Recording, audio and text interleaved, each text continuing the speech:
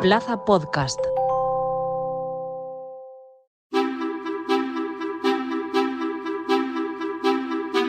¿Qué está fallando en un sistema agroalimentario que produce el 60% más de lo necesario para alimentar a la humanidad y donde, sin embargo, pasan hambre más de 800 millones de personas?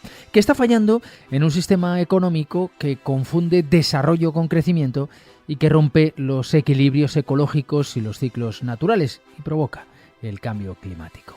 ¿Qué está fallando si confundimos bienestar con consumismo? ¿Es esto sostenible? Recientemente se ha publicado un libro titulado Rumbo al ecocidio, un libro que intenta dar respuesta a estas preguntas, que propone que se juzgue el atentado contra la naturaleza y que además propone soluciones. Hoy, en Plaza al Día, ecocidio, ¿un nuevo crimen contra la humanidad?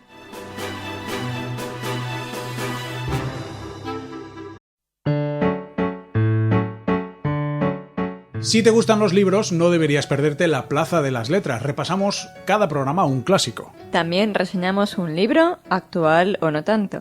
Las entrevistas a las escritoras y escritores más actuales y una sección sobre cómo contar mejor. En Plaza Podcast, La Plaza de las Letras. Ya disponible en Plaza Podcast y en las principales plataformas.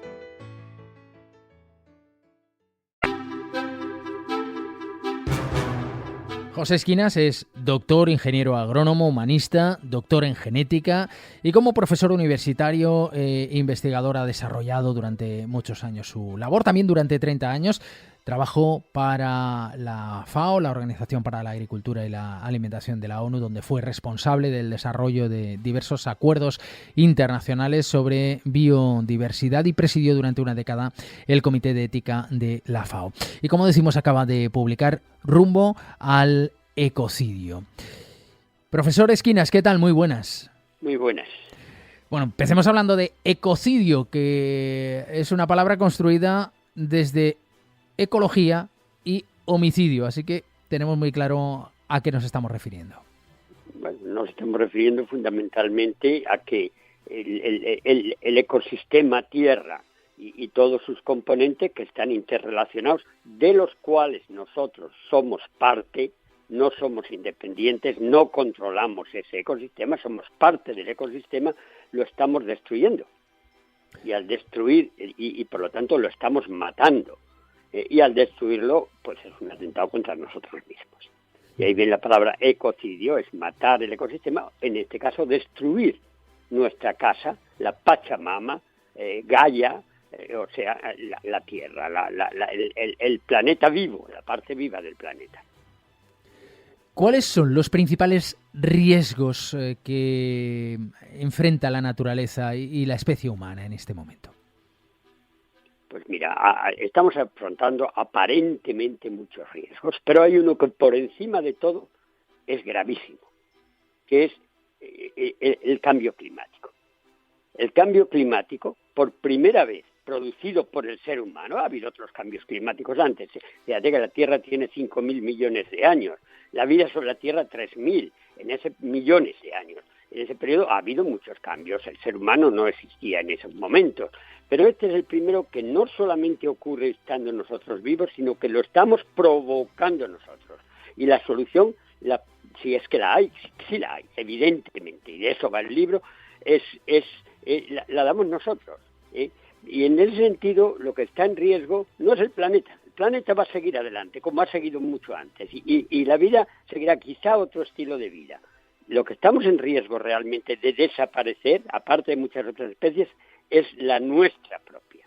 Y la causa de todo esto es la ruptura que hemos hecho de los equilibrios naturales del planeta y, por lo tanto, la ruptura de ese tejido maravilloso que es el ecosistema. ¿Considera usted que es importante incorporar el ecocidio como delito para frenar esos daños irreversibles a la naturaleza? ¿De qué manera incorporamos ese delito? ¿Por qué es importante hacerlo?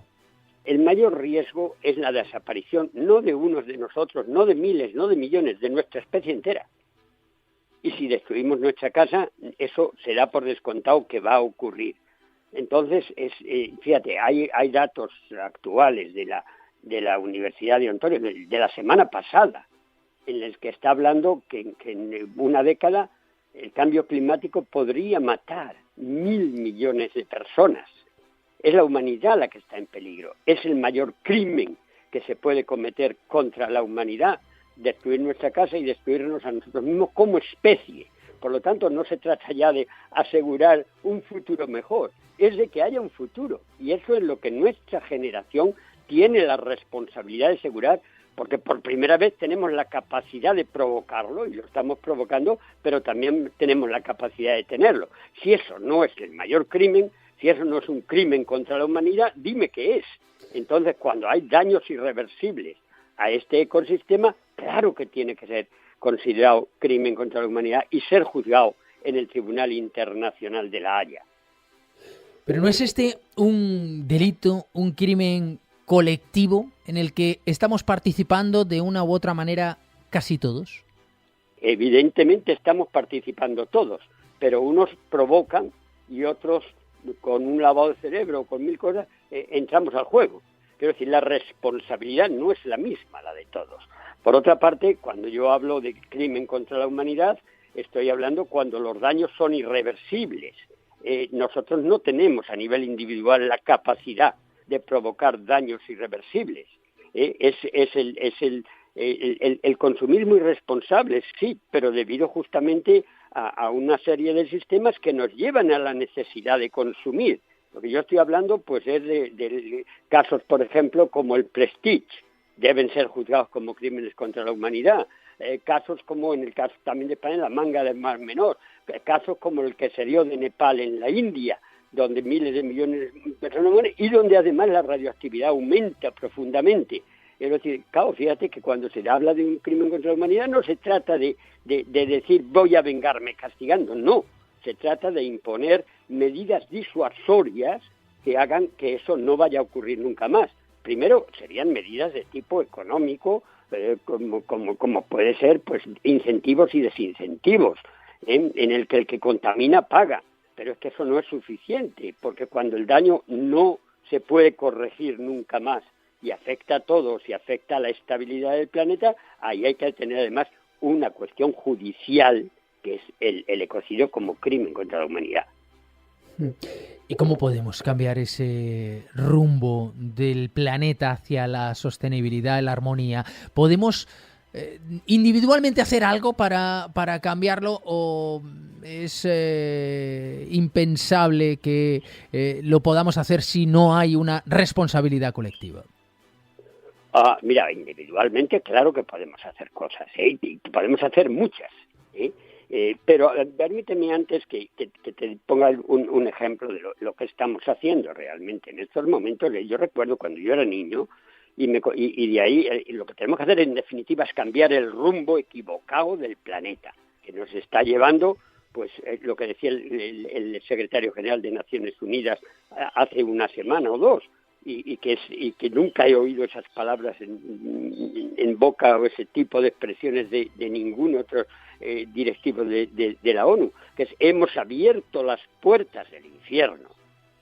Entonces, evidentemente, si vamos en esa dirección y estamos yendo y no hay más que abrir los ojos y ver cómo se superan los récords constantemente, etcétera, pues tendremos que retomar el volante de la evolución de lo que estamos haciendo y llevarlo en otra dirección, con el fin de salvarnos. Y lo que podemos hacer, fíjate, con la capacidad científica y tecnológica que tenemos hoy, podemos transformar la Tierra en un paraíso, pero no lo estamos haciendo.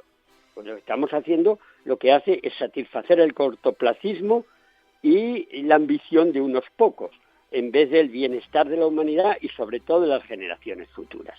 Ahora bien, dicho eso, te decía, cuando era niño oía una especie de chiste entonces que hoy, sin embargo, tiene un sentido profundo, que es el avión que se pierde y el piloto informa a sus pasajeros, señores, nos hemos perdido, pero no se preocupen, mantenemos una velocidad excelente. Sí, mantenemos una velocidad excelente, pero ¿a dónde estamos yendo? ¿Quién está conduciendo esa nave en estos momentos? Pasajeros del planeta Tierra, nosotros estamos ahí. ¿Hacia dónde estamos yendo? ¿Quién conduce? Y quien está conduciendo la nave Tierra hoy, quien lo está llevando en rumbo al ecocidio, y tendríamos que cambiarlo para poner rumbo a la esperanza, no somos nosotros. En estos momentos son los grandes poderes económicos y financieros. Es la propia tecnología, que es un instrumento y debe ser siempre un instrumento a nuestro servicio. Estamos usándolas para llevarlo en esa dirección suicida. Entonces ahí hay que retomar ese volante de la nave Tierra y ponerla al servicio de todos. Es un poco... mira, yo no creo que hay muchas crisis en estos momentos. Crisis económica, ecológica, financiera, de todo tipo. No, hay una crisis de valores, hay una crisis de ética, hay una crisis de responsabilidad. Y hoy es más peligroso que nunca porque tenemos una capacidad de inferir en la propia naturaleza mayor que nunca. Y entonces la solución, retomemos el volante de la evolución. ¿Cómo se hace eso?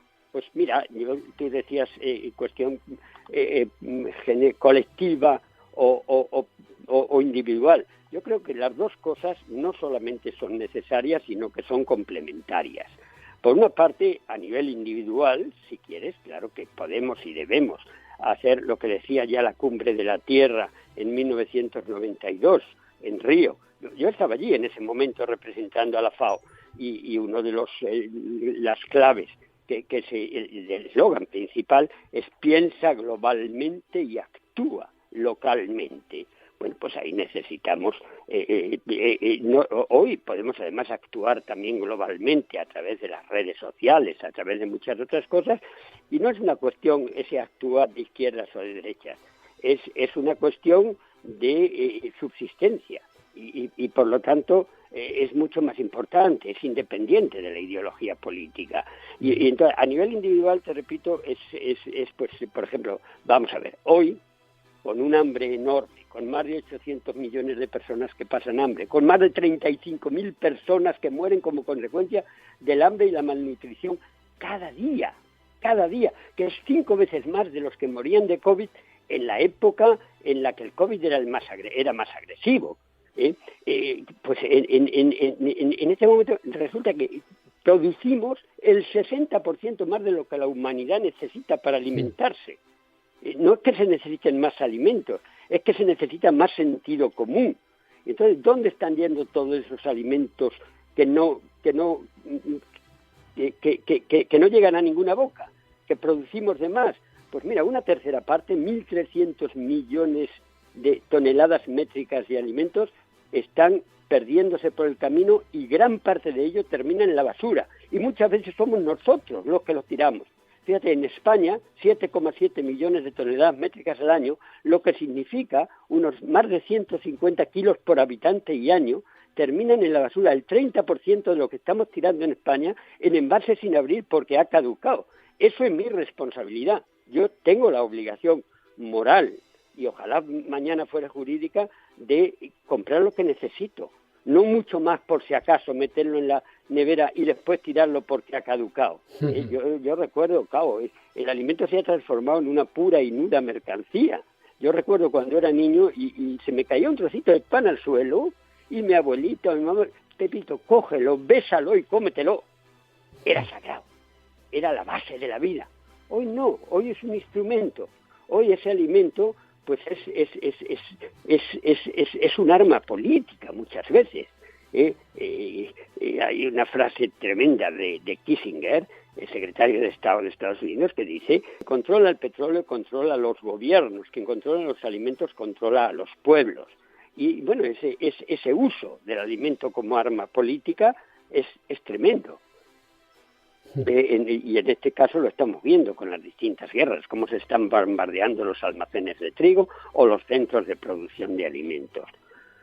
¿Qué podemos hacer nosotros para que esto de alguna manera no nos afecte, para evitar que haya quien lo controla? Pues yo creo que ahí tenemos el tema de la localización de los alimentos. Compremos alimentos de cercanía que se producen cerca, que no les va a afectar las guerras en un lugar en otro, que vamos a ahorrar muchísimo en cuanto al número de kilómetros que recorren y por lo tanto mucha más energía. Fíjate que solamente los alimentos que no van a ninguna boca están utilizando para su producción 1.400 millones de hectáreas, que sería 28 veces la superficie de España para producir lo que se va a tirar. Estamos, a nivel mundial estoy hablando, estamos utilizando la cuarta parte de agua dulce del planeta para producir aquello que no se va a comer. Estamos utilizando para su transporte 300 millones de barriles de petróleo. Estamos locos. Hoy el alimento medio que llega a nuestras bocas en España ha recorrido previamente entre 3.000 y 4.000 kilómetros. ¿Por qué tenemos que comprar las chuletas de Nueva Zelanda o las pipas de girasol de China o los piñones de Italia cuando nosotros producimos todo eso? Fíjate hasta dónde llega la... Compremos de cercanía, compremos agroecológico que hace menos daño al medio ambiente y a nuestra propia salud. Y eso está en nuestras manos. Y fíjate lo de los transportes, esto que te decía, cómo viajan los alimentos en una dirección y en otra. Hace unos años leerían ustedes en los periódicos cómo dos grandes camiones cargados de mercancía chocan en Portbou, en la frontera entre Francia y España, y se desparraman sus mercancías. Uno venía de Holanda a España, el otro iba de España a Holanda. ¿Sabéis que ambos contenían tomates? No tiene ningún sentido. Y cuando yo comentaba con un amigo mío, economista neoliberal, ¿por qué está ocurriendo eso? ¿Qué sentido tiene? Económicamente yo le decía, es un desastre. No, eso es muy bueno, porque eso permite subir el PIB. Cuanto más se vende y más se compra, más sube el Producto Interno Bruto. Bueno, no deja de ser una barbaridad absoluta. Entonces, desde ese punto de vista, ahí podemos incidir en ahorrar todas estas recursos naturales del planeta limitados y perecederos, y por lo tanto reducir la huella ecológica y reducir el cambio climático, desde un punto de vista totalmente de mi comportamiento personal. Podría poner muchos más ejemplos, pero quizás eso no es suficiente. Usted hablaba antes del colectivamente. También podemos, sí, lo que yo llamaría, hay una serie de elementos políticos que hay que cambiar. Hay una serie, por ejemplo, de hacer el ecocidio, crimen contra la humanidad, no depende de mi voluntad, pero sí que puedo tener un impacto en este tipo de cosas. Y uno de ellos pues puede ser, a veces hay que ir más allá de actuar localmente. Hay que presionar a nuestros políticos, a nuestros dirigentes, para que ellos a su vez puedan hacer estos cambios, puedan proponerlo a escala internacional. Si no hay una presión social, no va a haber cambios, porque el político no lo puede hacer, porque si no, no le votan la próxima vez. De alguna manera tiene que sentir esa. En otras palabras, desde ese punto de vista, pues si son manifestaciones, a veces incluso desobediencia civil. Mira, se decía que era imposible acabar con la esclavitud, hasta que fue posible y dejó de ser una utopía. Si se acaba la segregación entre negros y blancos en Estados Unidos, fue gracias a la presión popular y a Martin Luther King. O si la India consigue la independencia, fue Gandhi y sus pacíficas demostraciones en aquel momento, y fue encerrado en la cárcel por hacer aquello. Etcétera. Mandela en Sudáfrica, pues 3/4 de lo mismo para terminar con el apartheid. Nosotros no estamos hablando de una cuestión simple, de una cuestión pequeñita, estamos hablando de la supervivencia de la humanidad. Pues si hay que salir a la calle, también salimos a la calle. Y por una parte entonces, lo que te decía, de actuar localmente, en otras palabras, transformar nuestro carro de la compra en un carro de combate por un mundo mejor y para afrontar los cambios climáticos. Y por otra parte, pues actuar, pues esto, cuando dicen, es que soy muy pequeñito, no puedo tener ningún efecto sobre la sociedad. Pues decía un amigo mío, que nunca ha dormido con un mosquito en su habitación. Bien, pues tendremos que ser mosquitos y, si es preciso, moscas cojoneras. Pero es imprescindible el ejercer esta presión, porque en ello no va no solo nuestra vida hoy, pero sobre todo la vida de nuestros hijos y de las generaciones futuras. ¿Se puede crear un parlamento mundial que dé voz a la sociedad civil? Pues claro que se puede. De la misma manera que se ha creado un parlamento europeo que ha dado voz a la sociedad civil europea. y de alguna manera ese Parlamento Europeo está sirviendo como contrapeso a la Comisión y al Foro de los Gobiernos. Y en ese sentido, fíjate, la ONU es necesaria, la ONU es imprescindible, pero no es suficiente. No es suficiente. Mira, la gobernanza mundial hoy es más importante que nunca porque los problemas más graves que afectan a la humanidad son transnacionales. Estamos hablando del cambio climático, del calentamiento global, de las grandes pandemias. Todo eso son los virus o el calentamiento, no tienen fronteras, no llevan pasaporte. Por eso hay que afrontarlo desde el punto de vista global. Fíjate que antes te decía la producción local para alimentar a la humanidad, cuanto más cerquita mejor. Pero ahora lo que te digo es que hay problemas que no podemos afrontarlos así, y en este caso tienen que ser transnacionales. Y para eso esa gobernanza, no digo gobierno, que nos podría llevar a una dictadura mundial, sino gobernanza, un sistema de gobernanza, como hay un sistema de gobernanza europeo que pretende de todas maneras mantener la diversidad de los pueblos de Europa, pues lo mismo un sistema de gobernanza mundial. ¿Qué tenemos ahora? La ONU, necesaria absolutamente, pero la ONU, no lo olvidemos, no es un foro de los pueblos, la ONU es un foro de los gobiernos. Ahí están representados los gobiernos del mundo, es un foro intergubernamental y, por lo tanto, algunos pueblos o algunos gobiernos ni siquiera son democráticos y los que lo son anteponen los intereses de su país a los intereses del mundo o de la humanidad en su conjunto y a veces los intereses de partido. Entonces tenemos que contrarrestarlo con alguien. Claro, los gobiernos sufren muchas presiones, hoy más que nunca, políticas y económicas. Y sin embargo la sociedad civil, nosotros los pueblos, no tenemos esas presiones. Los grandes cambios que se han hecho han sido siempre como consecuencia de iniciativas de esa sociedad civil, de esas organizaciones no gubernamentales. Yo, después de 30 años en la FAO, te puedo asegurar que los cambios que se han realizado, los acuerdos internacionales que hemos promovido desde allí, han sido posibles gracias al idealismo, entre comillas, que algunos decían utopía, de la sociedad civil. Hay que dar un cauce a las expresiones y a la presión de esa sociedad civil, y ese no puede ser solamente los gobiernos. A través de nuestro voto, que también está bien, pero no puede ser solo eso. Hay que fomentar el que no solamente se oiga la voz de la sociedad civil, sino que esté institucionalizado. Y la mejor manera de institucionalizarlo es promoviendo el desarrollo de ese Parlamento Mundial que sirva de contrapeso a la propia ONU como foro de los gobiernos. Tienes el foro de los pueblos y el foro de los gobiernos que se complementan. Y esa es la idea. Hay muchos intentos en la dirección, pero todo eso tampoco se va a hacer realidad si no somos conscientes y lo exigimos desde abajo. Y esto también evitando, obviamente, el veto dentro de esa gobernanza mundial. El veto es absolutamente un desastre. Dice usted que podemos aprender de los pueblos indígenas y de su visión a largo plazo para las próximas generaciones. ¿De qué manera?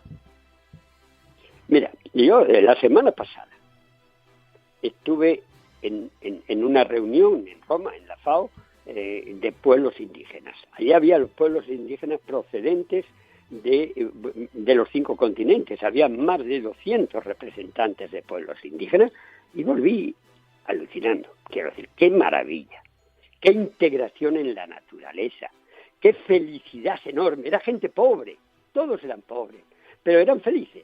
Disfrutaban de la vida, estaban integrados, no necesitaban a nadie. A ellos el que haya una guerra en Ucrania no va a afectar a su alimentación, porque son autónomos en muchas de estas cosas. Y fíjate, el mero hecho de que a pesar de todas las dificultades esos pueblos hayan llegado a nuestros días, otros muchos pueblos indígenas han desaparecido, justo porque no estaban en armonía con la naturaleza. Pero en este caso, los que han llegado a nuestros días son justamente porque han sido capaces de tener un sistema de vida que no agrede a la naturaleza y que les permite pues convivir con ella y ser conscientes de que son parte de ella. Entonces, ahí hay muchísimo que aprender. El objetivo no puede ser incrementar las ganancias, no puede ser incrementar el PIB, Producto Interno Bruto, porque eso no está midiendo la felicidad ni el bienestar ni el progreso. Eso está midiendo el crecimiento puro y nudo crecimiento económico.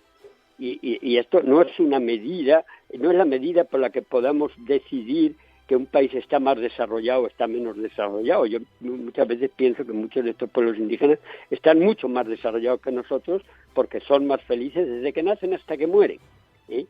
Y bueno, una de las cosas, por ejemplo, que podemos aprender es a pensar en las generaciones futuras, que son justamente las que están más en peligro ahora mismo con los cambios climáticos, las que van a sufrir las consecuencias de nuestro comportamiento irresponsable con el planeta y nuestro consumo irracional. Y sin embargo, esas generaciones futuras no tienen ningún peso, ni en nuestro sistema económico, ni en nuestro sistema político, porque no han nacido, no consumen y no votan. Entonces, fíjate, yo recuerdo en otra reunión de pueblos indígenas en Cusco hace unos años, me sorprendió mucho algo en lo que no había pensado antes. Era sobre soberanía alimentaria. Y ahí también había pueblos indígenas de muchos lugares del mundo. Y cuando alguien preguntó, la pregunta fue, ¿cómo toman ustedes las decisiones? Entonces, uno de los jefes de un pueblo indígena de América Latina dijo, no, nosotros tenemos el grupo de sabios, y cuidado, la palabra sabio y la palabra anciano es la misma en muchas de estas lenguas. Nuestro grupo de sabios que toma las decisiones en función de una serie de parámetros.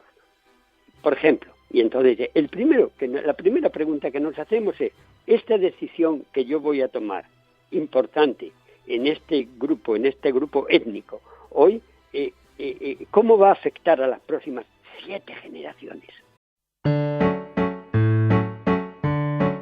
Si te gustan los libros, no deberías perderte La Plaza de las Letras. Repasamos cada programa un clásico. También reseñamos un libro, actual o no tanto. Las entrevistas a las escritoras y escritores más actuales y una sección sobre cómo contar mejor. En Plaza Podcast, La Plaza de las Letras. Ya disponible en Plaza Podcast y en las principales plataformas. 7 generaciones. Y entonces otros africanos, nosotros decimos 10 generaciones, o los asiáticos 5 generaciones, pero todos es cómo va a afectar al futuro de la humanidad, cómo va a afectar al futuro de nuestros descendientes. Y nosotros, hoy, en época de cambios climáticos, no nos preguntamos eso, no tiene poder decisorio.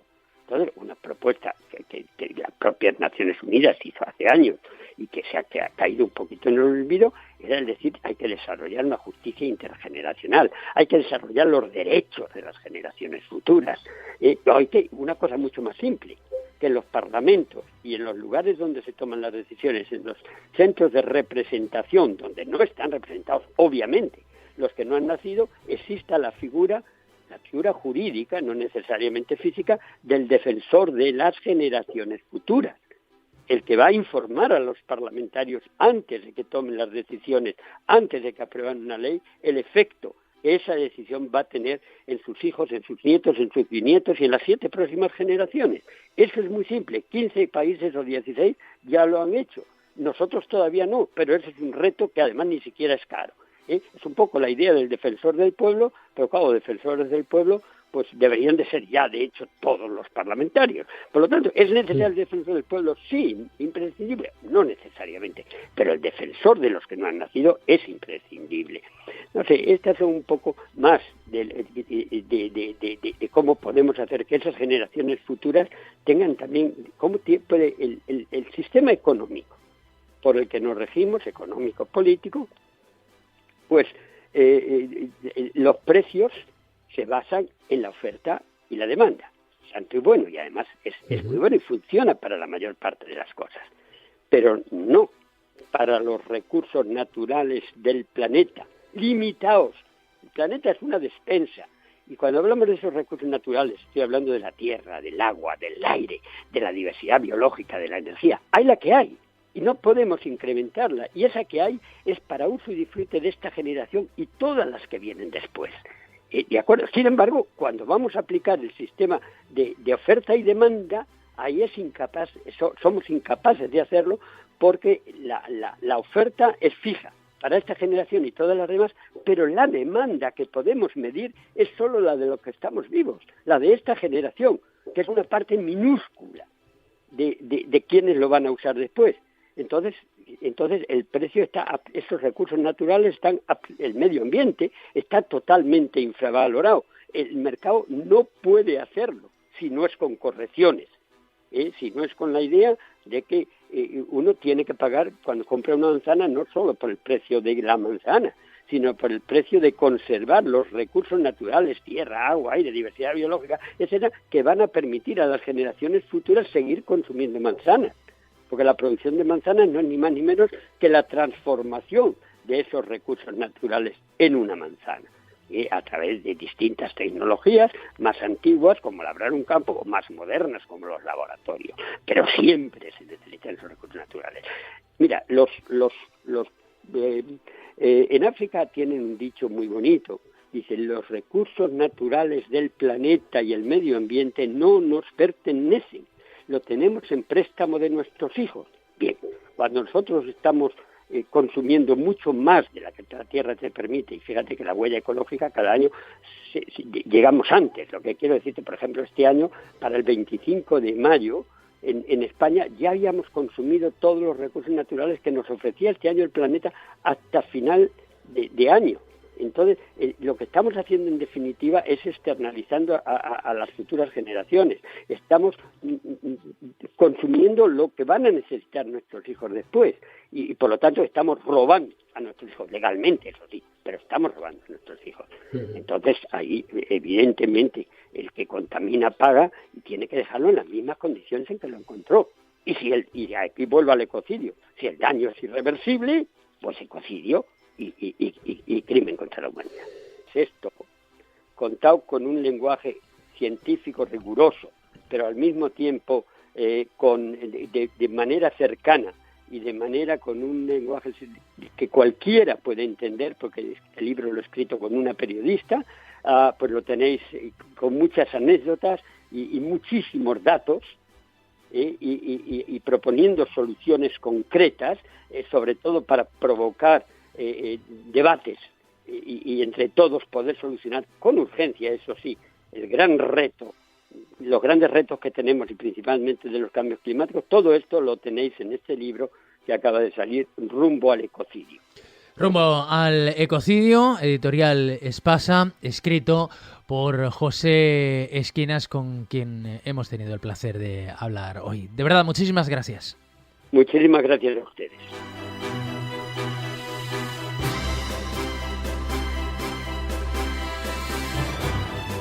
No parece sencillo que las propuestas del profesor José Esquinas se puedan llevar a cabo, pero en cualquier caso parecen coherentes y ahí quedan encima de la mesa. Ya saben que Plaza al Día es el daily de las cabeceras de Plaza. Pueden encontrarlo en todas ellas de lunes a viernes y también en las principales plataformas de podcast, donde pueden suscribirse y hacernos llegar sus comentarios, que además leemos y valoramos mucho. Saben además que todas las suscripciones están disponibles en plazaaldía.es.